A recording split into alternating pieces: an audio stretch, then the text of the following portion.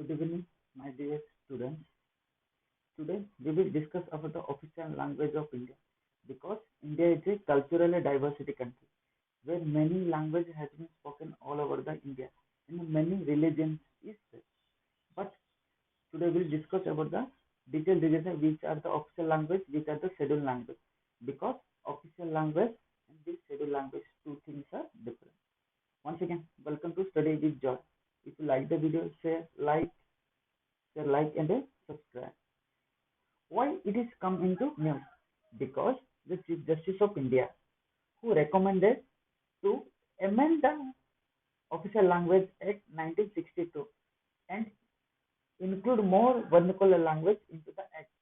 So, so the so it can be easily used in the union and transaction business of the parliament, state, central and state act and the sector provision in the high court also we can be used. Because currently there are only two languages are using in the official language. One is Hindi and another is English. So the Chief Justice of India give you more to include more language in the official language. Currently, these two languages are English and Hindi. We are using in our central level. So it can be used for the resolution, rules, general order, notification, press communication, administration, and report like license etc. And we can use another vernacular language to issue all the matters.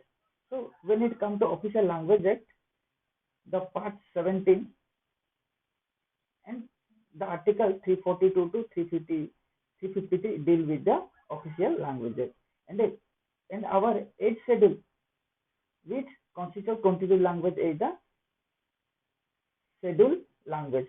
Recently, the 1993, which is 92 Amendment Act of 2003, which included these four languages: Bodo, Dogri, Moithili, and Santali.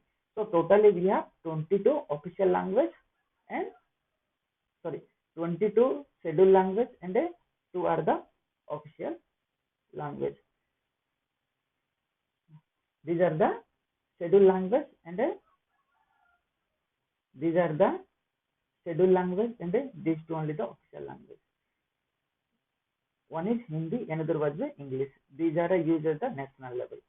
And we have 22 regional, 22 scheduled language.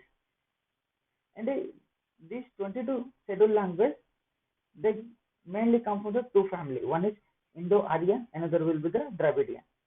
And the remaining 2% language come from Asiatic or Sino-Tibetan. So at most maximum of the scheduled language come under the Indo-Aryan, which is 78%, Dravidian the second 19.6%. So we have the scheduled language. One is Assam, Bengali, Bodo, Dogri, Gujarati, Hindi, Kannada, Kashmiri, Konkani, Maithili, Malayalam, Meithili, Marathi, Nepali, Odia, Punjabi, Sanskrit, Santali, Sindh, Tamil, Telugu, and Urdu. Interesting things, we have two more language. They are not in the scheduled language. One is Rajasthani, another one is the English, because they have no particularly cultural evaluation. So our official act, which will official language act, which will in our constitution article from 343 to 351, and the article 344 also give to appoint a official language commission because to promote this official languages. And in this commission there is a 30 members, 20 from Lok Sabha, 10 from the Rajya Sabha, and it will be recommended examined, and this report will go to President of India. And this language to be and the saving of the official language, there is a one institution is its name is CIIL. One is the Central Institute of Indian Language, which was set up in 1969 under the Ministry of Education. His work is to coordinate developed into Indian language, protect document minor and minority tribal languages, promote linguistic harmony, different regional languages, and advise assist central as well as state to language matter. And its main function is to develop Indian language, regional language, central and the national testing service. It is the language of the government of India. So these all are the official language of India.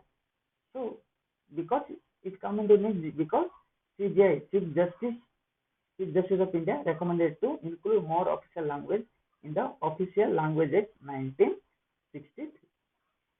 So next topic, it will come to right to protest because the Supreme Court has recently declared right to protest is not a fundamental right under Article 19 because when it comes to under Article 19, right to freedom of expression, right to demonstration speaking, and it has given no right to protest because it will be harm another person right.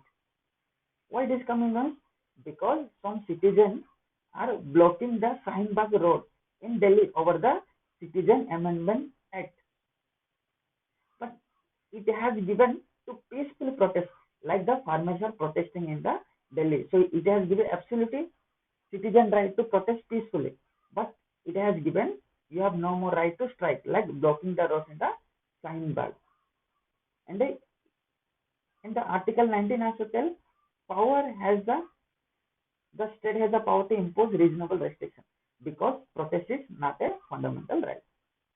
And a hate speech under article freedom of speech and expression is there, but you cannot make hatred speech. You cannot make hatred speech, which will be violent in the society. So free speech is there, but which is not include full freedom of expression. So free speech which will include right to comment, favor, criticize government.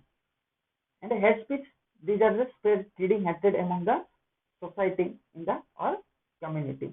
So when we are speaking about the hate speech, it will come under IPC section 353A and 295A. So these are the hate speech because it will be create in the society hatred against targeted community or group, and it will be disturbed in the society. That's why the Supreme Court has told hate speech not a fundamental right. And one and if you like the channel, share, like and subscribe. Thank you.